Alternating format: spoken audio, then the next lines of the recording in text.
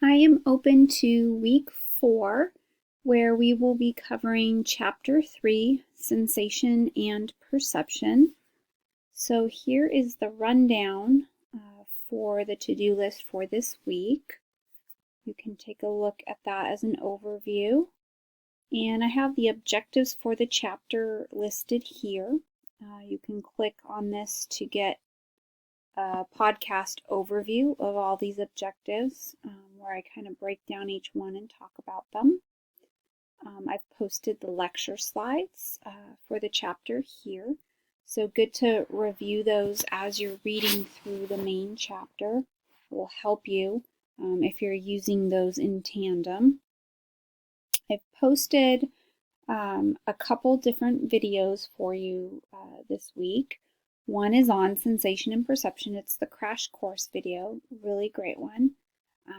And then this one here has to do with perception in particular, dealing with illusions and some cool things that we tend to talk about when we're getting into visual cues and illusions and how our brain sorts through information and processes information that is either reality and true or kind of tricks our brain.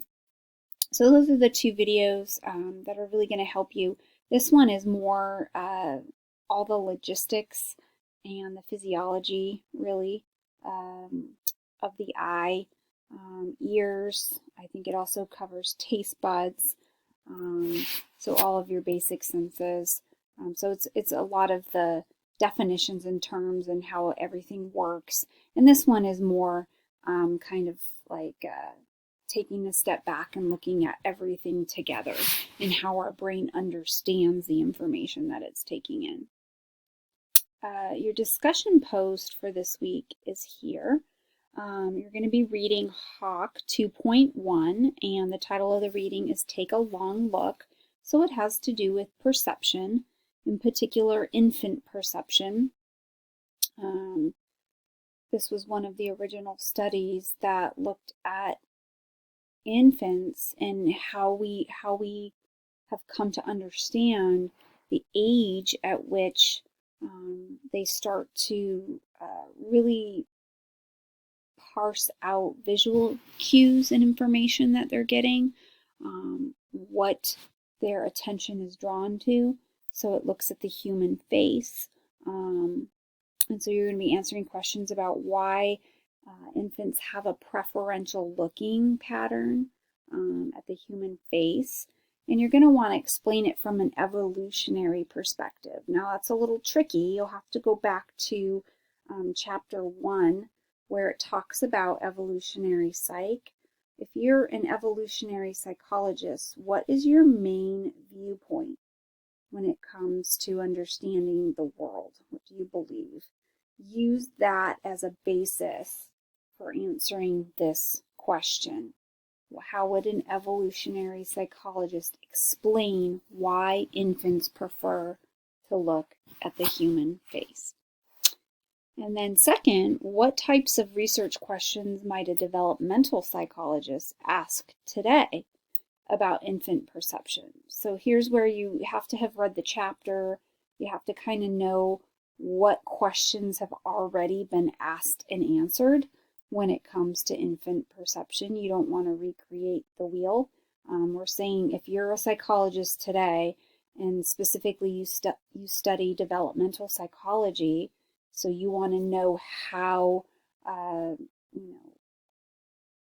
infants or children or any stage, any age level would develop, what kind of question would you ask? Okay.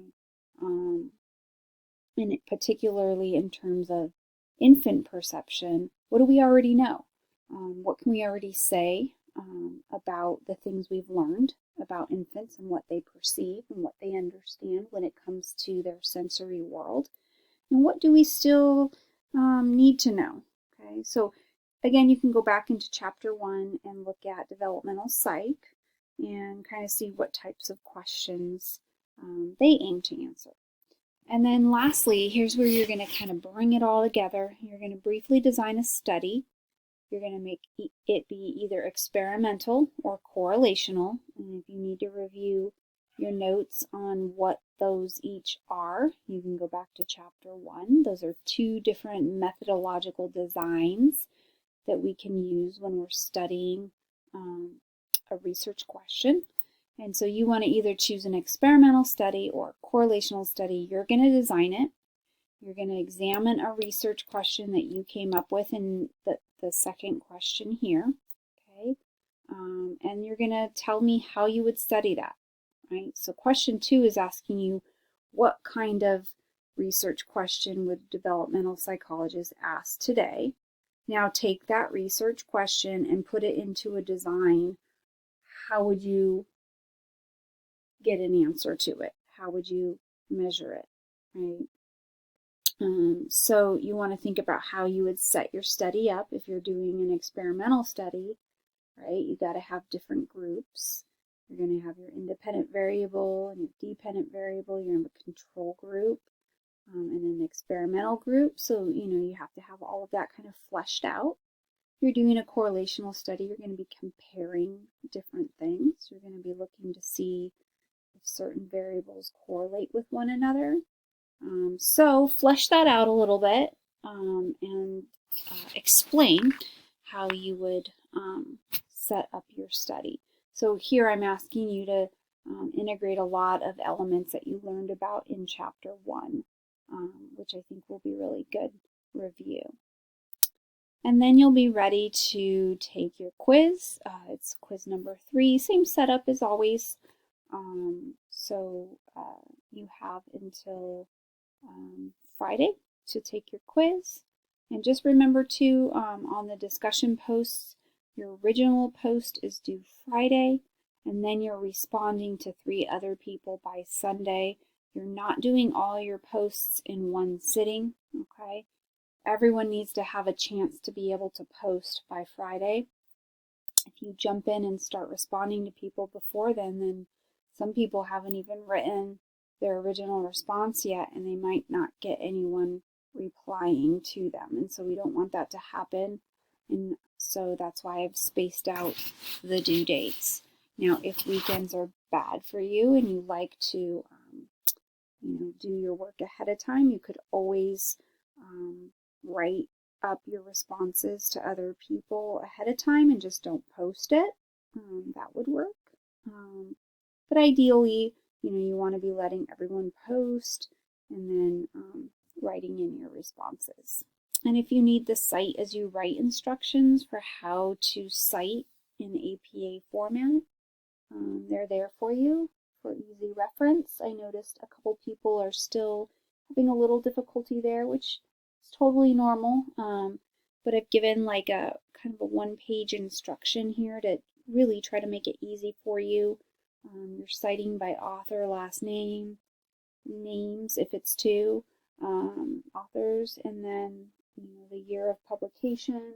You want to try to steer clear of using direct quotes because that's kind of just like a no-no in academic writing.